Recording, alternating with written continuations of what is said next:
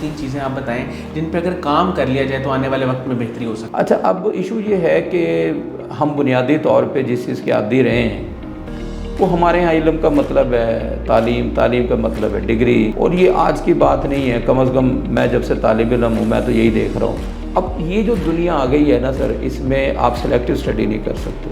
لوگ اس لیے computer science میں آ رہے ہیں کیونکہ جی اس کی بڑی ویلیو ہے، کیونکہ ابے نے کہا ہے، اور جو مجھے محسوس ہوتا ہے سب سے بڑی کہ ادارے اور اساتذہ اور طالب علم وہ اس کے لیے تیار نہیں ہیں، یا ابھی تک اس کے لیے بہت تھوڑے لوگ ہیں جو اس میں سوئچ ہو پا رہے ہیں۔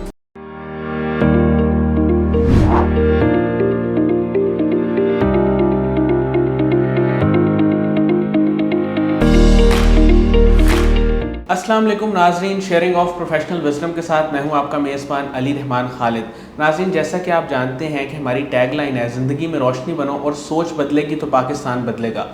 اسی کے تناظر میں آج ہم یہ انٹرویو کرنے جا رہے ہیں۔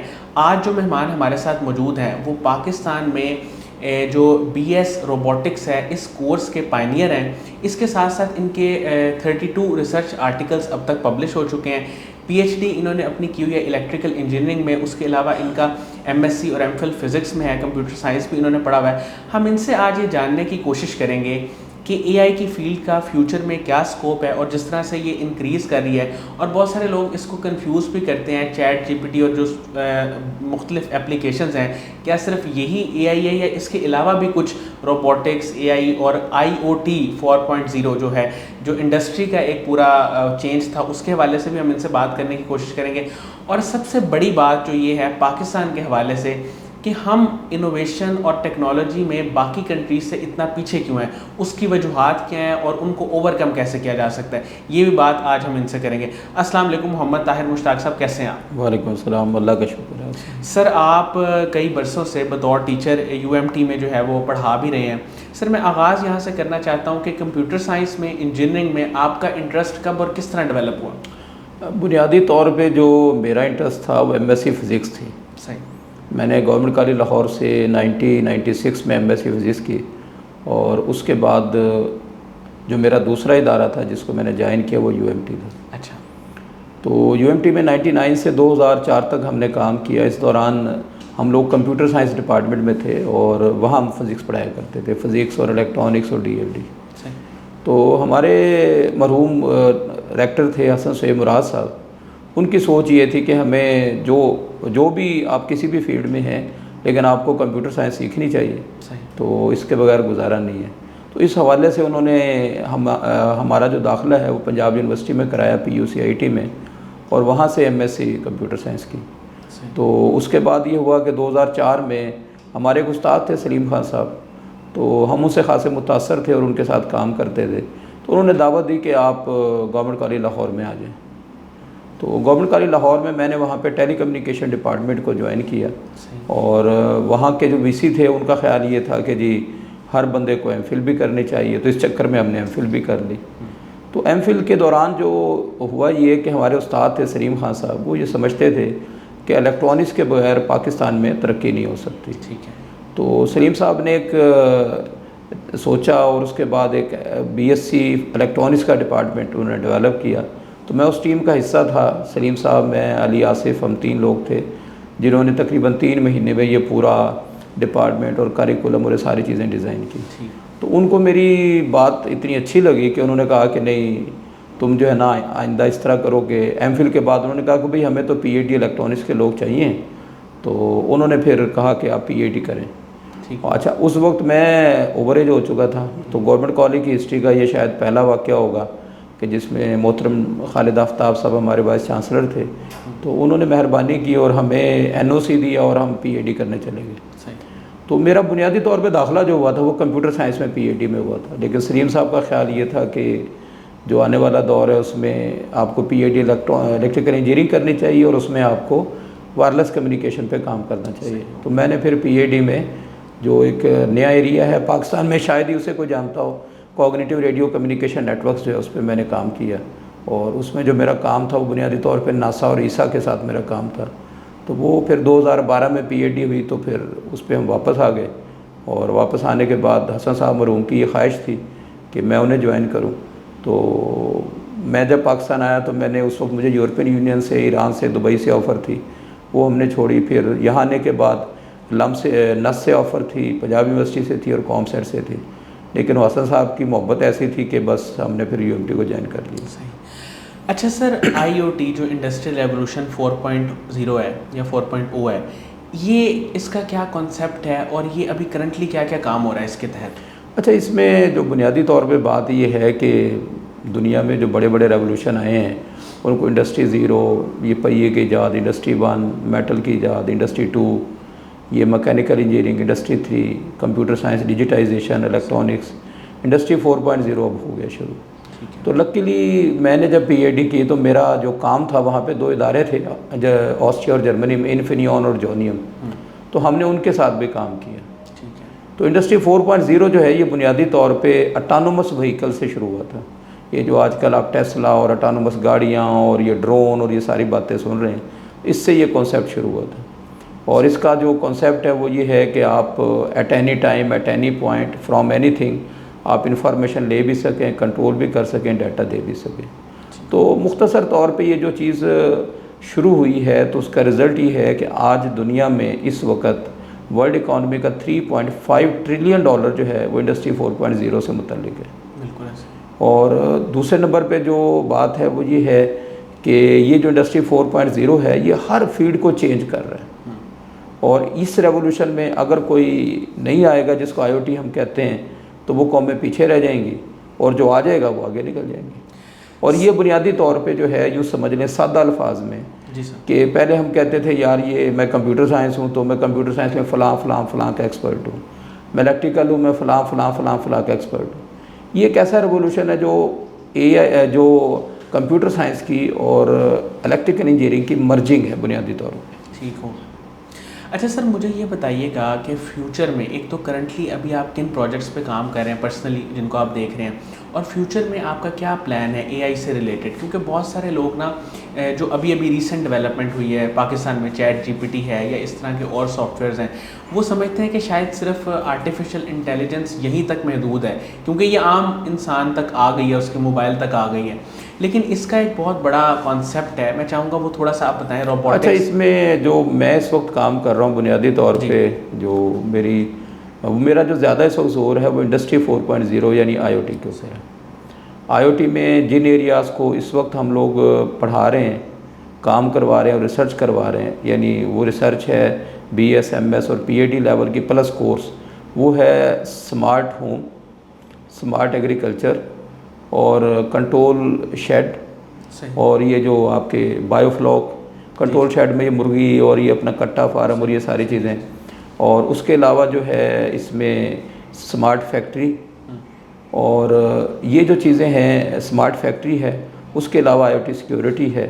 یہ ایریاز ہیں. پلس یہ ہے کہ جو ڈرون بیس سمارٹ ایگریکلچر ہے، پیسٹ کنٹرول ہے، انسیکٹ کنٹرول ہے، اس پہ میں کام کروا رہا ہوں. میں نے اپنے کام کرتے ہوئے جو چیز سوچی ہے وہ یہ ہے کہ جو پاکستان کی ضرورت ہے اس کے حساب سے کام کیا جائے، نہ کہ یہ کہ دنیا کیا کر رہی ہے کیا نہیں. اچھا، باقی جو بات رہے گی AI کی، AI کا مطلب یہ ہے کہ آپ مشینوں کو انسانوں کی طرح سوچنا، سمجھنا، عمل کرنا سکھائیں.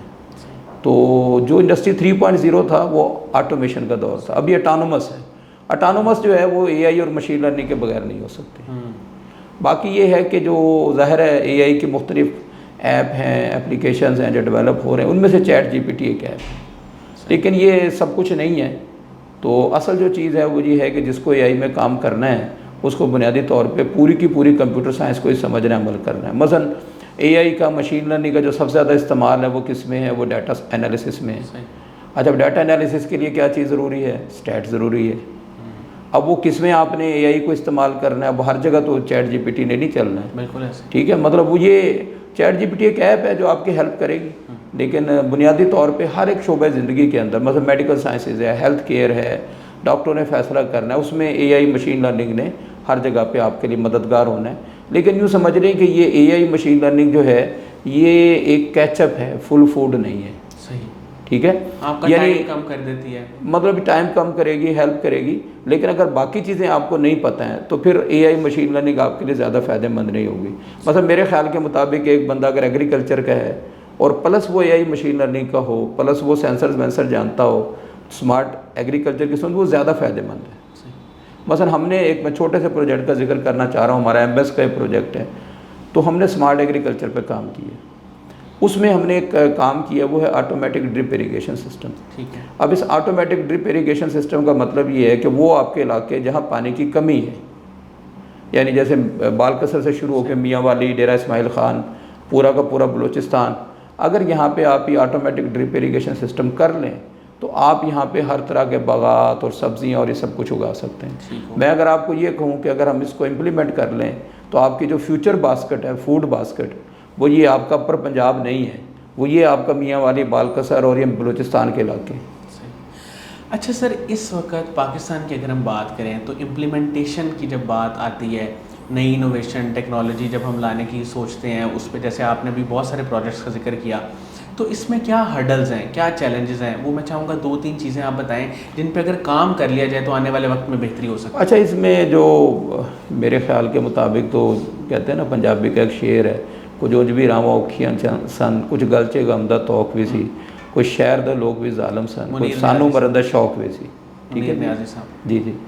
اچھا، اب ایشو یہ ہے کہ ہم بنیادی طور پہ جس چیز کے عادی رہے ہیں، وہ ہمارے ہاں علم کا مطلب ہے تعلیم، تعلیم کا مطلب ہے ڈگری، ڈگری کے اندر ایک اچھا سا گریڈ یا پوزیشن، اور یہ آج کی بات نہیں ہے۔ کم از کم میں جب سے طالب علم ہوں، میں تو یہی دیکھ رہا ہوں کہ جی یہ سلیکٹڈ اسٹڈی کر لو، یہ 4 چیپٹر کر لو، یہ 8 میں سے 4 کر لیے، نمبر اچھے آ گئے، میرٹ بن گیا، یہ ہو گیا، وہ ہو گیا۔ یہ ایک ہم کر رہے ہیں اور ہر لیول پہ ہم نے کیا ہے، FSc BSc MSc PhD۔ اب یہ جو دنیا آ گئی ہے نا سر، اس میں آپ سلیکٹیو اسٹڈی نہیں کر سکتے، ٹھیک، اس میں آپ نے اوور آل پڑھنا ہے، تھارو آپ نے کام کرنا ہے، کانسیپٹس آپ کے ہونے چاہیے۔ ٹھیک ہے۔ اچھا، اب یہ جو تھارو اسٹڈی ہے، سیلف اسٹڈی ہے، سیلف موٹیویشن ہے، بدقسمتی سے ہمارے تعلیمی ادارے اور ہمارے اساتذہ اور ہمارے طالب علم عادی نہیں ہیں۔ پہلا تو ہرڈل یہ ہے۔ دوسرا جو ہرڈل ہے وہ یہ ہے کہ جو اساتذہ ہیں اور جو طالب علم ہیں، یعنی جو میں فیل کرتا ہوں، میں کمپیئر کر رہا ہوں ان کو آسٹریا کے ساتھ، جرمنی کے ساتھ، تو وہ جو ہمارے یہاں لوگ پڑھتے ہیں، لوگ اس لیے کمپیوٹر سائنس میں آ رہے ہیں کیونکہ جی اس کی بڑی ویلیو ہے، کیونکہ ابے نے کہا ہے۔ اب آپ کی دلچسپی ہے نہیں ہے، شوق ہے نہیں ہے، اب آپ آ رہے ہیں، ایک بھیڑ چال ہے، چل رہی ہے۔ اچھا، دوسرے نمبر پہ ادارے بھی یہ شعبہ جات اس لیے شروع کر رہے ہیں کیونکہ اس میں طالب علم بہت آ رہے ہیں، IT اور یہ وہ، اس میں کمائی ہے۔ اب اس سے جو متعلقہ چیزیں ہیں، مثال کے طور پہ اس قابلیت کے استاد، اس طرح کی لیبیں، اس طرح کی انوائرمنٹ، کیا اس میں ادارے انٹرسٹڈ ہیں؟ معذرت کے ساتھ بہت کم ادارے ایسے ہیں جنہیں اس کا شعور ہے یا اس میں انٹرسٹڈ ہیں۔ اچھا، اسی طرح جو طالب علم آ رہے ہیں، کیا ان کو اس بات کا احساس ہے کہ یہ کتنا بڑا چیلنج ہے جو آپ IT کی دنیا میں آ رہے ہیں؟ دیکھیے، ایک بندہ جو سافٹ ویئر ہاؤس میں جاتا ہے نا، ایک نیا ٹاسک، ایک نیا پروگرام، ایک نئی پروگرامنگ لینگویج سیکھنے کے لیے اسے 4 دن کا وقت ملتا ہے، اور پھر اس کے بعد اس نے 5ویں دن اس کو امپلیمنٹ کرنا ہوتا ہے، اور اس میں نہ دن ہوتا ہے، نہ رات ہوتا ہے، نہ آپ کو کچھ سونے کی ہوش ہے، نہ آپ کو جاگنے کی ہوش ہے۔ اب یہ اتنی زیادہ جو محنت چاہیے اس فیلڈ کے اندر، تبھی اس میں پیسے ملتے ہیں نا۔ اب کیا اس کے لیے ہمارے طالب علم تیار ہیں؟ تو یہ جو ایک نیا ریولوشن ہے، جو ہمارے بنیادی طور پہ جو ہمارا مزاج بنا ہوا ہے، جو کلچر بنا ہوا ہے، تو اس سے ایک بالکل جسے کہتے ہیں ڈراسٹک چینج ہے۔ اور جو مجھے محسوس ہوتا ہے سب سے بڑی، کہ ادارے اور اساتذہ اور طالب علم وہ اس کے لیے تیار نہیں ہیں، یا ابھی تک اس کے لیے بہت تھوڑے لوگ ہیں جو اس میں سوئچ ہو پا رہے ہیں۔ اچھا سر، آپ مجھے یہ بتائیے گا کہ اس سارے کام میں آپ کی انسپریشن کون لوگ رہے، اور ماشاءاللہ آپ کا ایک پورا سکسیزفل کریئر ہے، کن لوگوں نے آپ کو سپورٹ کیا، آپ کا ساتھ دیا، جن کی وجہ سے آپ یہاں تک پہنچے؟ اچھا، اس میں جو سب سے پہلی بات ہے وہ یہ ہے کہ جو مجھے یعنی جسے کہہ لیں کہ جس نے موٹیویٹ کیا بنیادی طور پہ، جو بچپن سے ہمارے ایک استاد تھے فقیر محمد صاحب، کالج میں ہمارے ایک استاد تھے شیخ معین صاحب، پھر میری زندگی میں سب سے بڑا رول جس بندے کا ہے وہ ہمارے محترم استاد سلیم خان صاحب ہیں، یہ PhD میں بھی، ان ساری چیزوں میں۔ اور دوسری بات یہ ہے کہ یہ کام کیوں کرنا چاہیے، اس کے لیے کیوں اتنی محنت ہونی چاہیے، اس میں جن لوگوں نے مجھے متاثر کیا وہ 2 بندے ہیں مفکرین میں سے، ایک سید ابوالعلا مودودی رحمۃ اللہ علیہ، دوسرے ڈاکٹر یوسف القرضاوی۔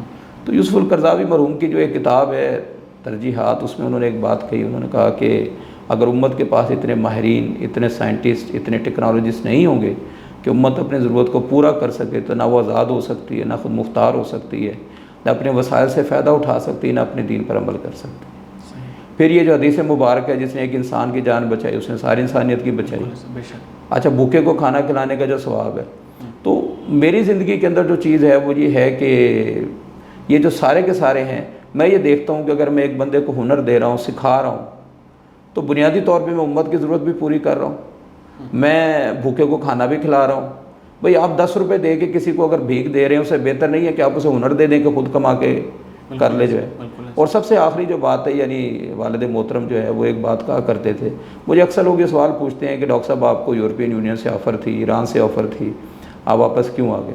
تو مجھے یاد ہے یعنی ایک تو ہمارے استاد سلیم خان صاحب، اور وہ قدیر خان صاحب کے ساتھیوں میں سے رہے ہیں۔ دوسرے میرے والد محترم کہا کرتے تھے، بیٹے جب ہجرت کر کے آئے تھے تو ایک کچھا تھا میرے جسم پہ، انہوں نے کہا کہ یار اگر سارا کچھ چلا جائے، ایک کچھا رہ جائے تو کھویا کچھ نہیں ہے، پایا ہی پایا۔ تو وہ جو کہا کرتے تھے کہ بھئی اچھی بری جو بھی پہچان ہے وہ پاکستان ہے، اس لیے جو بھی کرنا ہے پاکستان کے لیے کرنا ہے۔ صحیح ہو۔ تو یہ ابھی بھی ایسے ہوتا ہے کہ دوست، ابھی بھی کچھ دوستوں نے بھیجا ہوا ہے، یار پاکستان میں حالات ایسے ہیں، تنخواہیں کم ہو رہی ہیں، ڈالر بڑھ رہا ہے، تو آپ اپلائی کریں۔ تو ابھی تک تو اس چیز پہ قائم ہے کہ اپلائی نہیں کیا، مستقبل کا پتہ نہیں ہے کہ کیا صورتحال ہوگی۔ اچھا سر، فیوچر میں آپ کے کوئی گولز ہیں اے آئی کو لے کے، یا کوئی پروجیکٹ نیا ابھی سٹارٹ کرنے والا ورکنگ میں ہو، تو اس کے بارے میں تھوڑا سا؟ دیکھیے، فیوچر میں جو میرے گول ہیں وہ یہ ہیں کہ مجھے اس وقت بنیادی طور پہ ان ڈیڈیکیٹڈ لوگوں کی شدید ضرورت ہے کہ جو یہ ایریاز ہیں، جیسے اسمارٹ ایگریکلچر ہے، اسمارٹ ہوم ہے، اسمارٹ سٹی ہے، اسی طرح یہ اپنا 6G ہے، اسی طریقے سے جو سیٹلائٹ کمیونیکیشن ہے، فری اسپیس آپٹکس ہے۔ بنیادی طور پہ یہ وہ ساری ٹیکنالوجیاں ہیں جن کو کرنے کے لیے پیسے نہیں چاہیے، ٹھیک ہے، وسائل نہیں چاہیے، بندے چاہیے جو اس کے لیے ڈیڈیکیٹڈ کام کر سکیں۔ دیکھیے آپ ذرا غور فرمائیں نا، آپ کے ہاں اس وقت آئل کی شدید کمی ہے، $4.5 بلین کا آئل امپورٹ کر رہے ہیں۔ یہی ڈرپ ایریگیشن استعمال کر کے ہمارے پہاڑی علاقوں میں، بلوچستان میں آپ زیتون لگا لیں، سر بلوچستان میں زیتون کی پیداوار 25 سے 30% ہے۔ 1 کلو زیتون کی قیمت 2500 ہے۔ ایک پودے پہ اگر 50 کلو آئل ہے اور 25% آئل نکلے، یعنی 10 نکلے، تو ایک پودے پہ 35,000 روپے کا فائدہ ہے، اور 1500 سال اس کی عمر ہے۔ کیوں نہیں ہو رہے پودے، کیوں نہیں لگ رہے باغ، کیوں نہیں لگ رہے؟ کیونکہ ڈرپ ایریگیشن، کیونکہ پانی نہیں ہے۔ اب ہم نے جو انیشل سسٹم بنایا ہے، اس کے بعد ہمیں ضرورت ہے اس پودے کے لیے کیا ضرورت ہے، اس جگہ کے لیے کیا ضرورت ہے، تو مجھے کم سے کم 50 سے 100 ایسے ڈیڈیکیٹڈ بندے چاہیے کہ جو ان مختلف ایریاز کے اندر کام کریں۔ تو میں یہ سمجھتا ہوں کہ پاکستان کے جتنے مسائل ہیں نا، جو بھی کچھ ہے، اکنامیکل فلاں فلاں فلاں، ایک یونیورسٹی صرف 100 اساتذہ اور 1000 طالب علم اگلے 5 سال ڈیڈیکیٹڈ ہو کے لگا دیں، تو ہماری امپورٹ ایکسپورٹ یہ سارے کے سارے مسئلے حل ہو سکتے ہیں۔ بہت خوبصورت سر۔ قاسم علی شاہ صاحب کے کام کو، ان کی فاؤنڈیشن کو آپ کیسے دیکھتے ہیں؟ دیکھیے، میرا جو قاسم علی شاہ صاحب سے تعارف ہے وہ تو یوٹیوب کے ذریعے تعارف ہے۔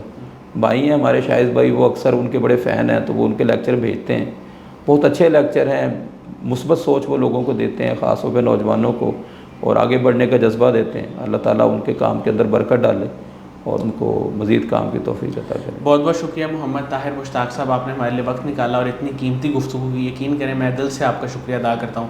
ناظرین، مجھے امید ہے کہ ان کے انٹرویو سے آپ نے بہت کچھ سیکھا ہوگا، خاص طور پہ جو انہوں نے ہیومن لیبر امپورٹنس کی بات کی، یا ہیومن امپورٹنس کی بات کی، یعنی کہ جو ڈیڈیکیٹڈ لوگ ان کو چاہیے۔ یہ واقعی پاکستان کا اس وقت بہت بڑا چیلنج ہے کہ ہمیں شاید ٹیکنالوجی، وسائل، ان سب چیزوں سے زیادہ وہ لوگ چاہیے جو ولنگ ہوں کچھ کرنے کے، ڈیڈیکیٹڈلی اپنی کہہ لیں کچھ چیزوں کو سیکریفائز کر کے وہ پاکستان کے لیے کچھ کام کریں، تو بہت ساری چیزیں بہتر ہو سکتی ہیں۔ اس کے ساتھ ہی اجازت دیجیے، اپنا بہت ہی خیال رکھیے گا۔ انشاءاللہ دوبارہ حاضر ہوں گے ایک نئے انٹرویو کے ساتھ، تب تک کے لیے اللہ حافظ۔